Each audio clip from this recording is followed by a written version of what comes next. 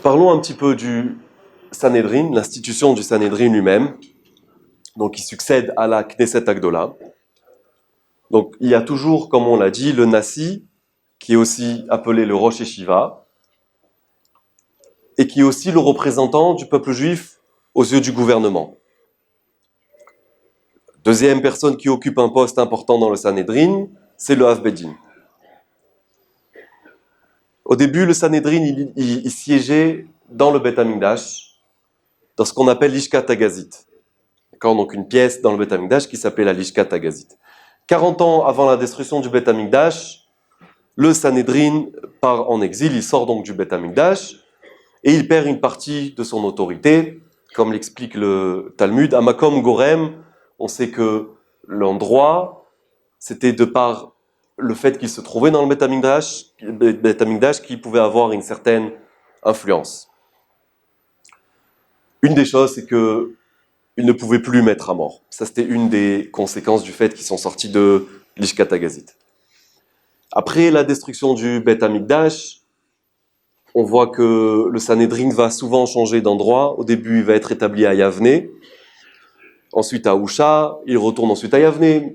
Plusieurs péripéties qui est de par le fait qu'ils essayent d'échapper aux Romains.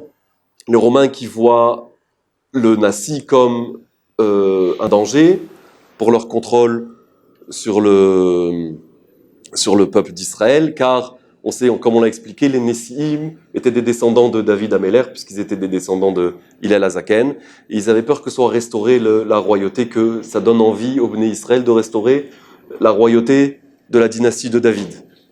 Parlons un petit peu à présent de la Nessiout. La Nessiout, donc c'est uniquement quelqu'un qui a reçu la Smicha, d'accord, donc par son Rav, la transmission directe depuis Moshe Rabbeinu de la Torah.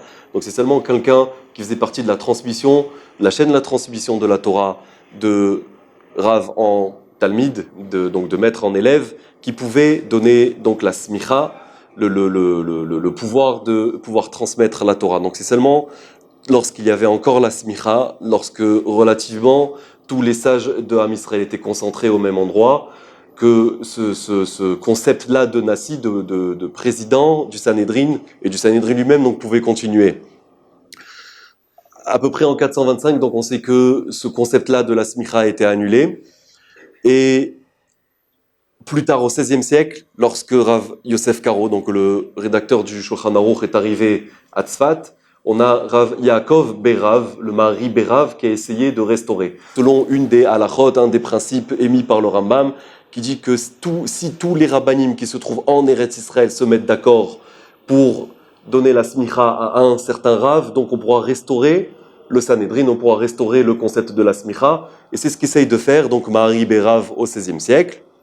Seulement, pour des raisons qui étaient les siennes, on a le Maharam ben Chaviv, qui était le Rav de Jérusalem à l'époque, et qui décide de ne pas donner son accord. Donc il manquait un Rav pour pouvoir restaurer après la Smicha, et donc quelque chose qui n'a jamais eu lieu finalement. Parlons à présent de la période de la Grande Révolte. Donc on a Néron qui est empereur à Rome, il succède à Claude qui est son père adoptif, et parmi les Juifs se crée un mouvement d'indépendance, donc de prendre de contrôle d'Eretz Israël et de sortir une bonne fois pour toutes les Romains. On les appelle les Birionim, d'accord, ils sont en désaccord avec les Talmidei Chachamim de l'époque. Ils sont convaincus d'être assez forts pour envoyer les Romains. On sait qu'il y a des grandes réserves à Yerushalayim de vivres, ils ont de quoi tenir un siège qui peut durer longtemps, mais les rabbanim, eux, s'opposent à ce mouvement-là. Ils voient comme les conséquences inévitables la destruction du Beth Amikdash. Pour forcer tous ceux qui ne sont pas d'accord avec eux de faire la guerre aux Romains, ils mettent le feu aux réserves qui sont dans les entrepôts à Jérusalem, causant ainsi la pauvreté, il n'y avait plus rien à manger, et ils forcent donc tout le monde à rentrer en guerre avec les Romains. On les appelle les Birionim. Parmi les Birionim, alors il y avait plusieurs groupes. Parmi le groupe dominant, on avait les Sicari.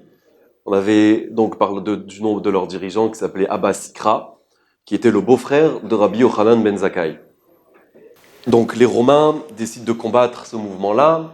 Ils mettent Jérusalem en état de siège sous la direction du général Vespasien. Aspasianus, dans le langage de la Gemara. Et donc, on est dans une situation où il n'y a plus de réserve. Les Béné Israël sont assiégés. La Gemara raconte plein d'histoires pour voir l'étendue de la catastrophe. Dans quel état se trouvaient les Béné Israël. Il n'y avait vraiment plus rien à manger. Et Rabbi Yochanan ben Zakkai voit que la seule issue possible, c'est la destruction de tout Jérusalem et du Beth Amikdash. Et donc, il décide de rencontrer Vespasien. Le problème, c'est qu'à ce moment-là, les Birionim, donc les Sikarim, empêchent qui que ce soit de sortir de Jérusalem pour... Pardon ? Les Birionim, c'était ceux qui étaient... c'était un groupe parmi les Béné Israël qui décide de faire la guerre contre les Romains. Contre l'avis des Talmid Chachamim de l'époque, d'une partie du peuple. Donc on avait le peuple qui était divisé en deux. Donc ceux qui ont décidé de faire la guerre, c'est ce qu'on appelle les forts, les rebelles. Donc c'est ça la grande révolte, c'est eux les Birionim. Et donc parmi les Birionim, on a expliqué les Sikarim. La situation à Jérusalem à cette époque-là, c'est une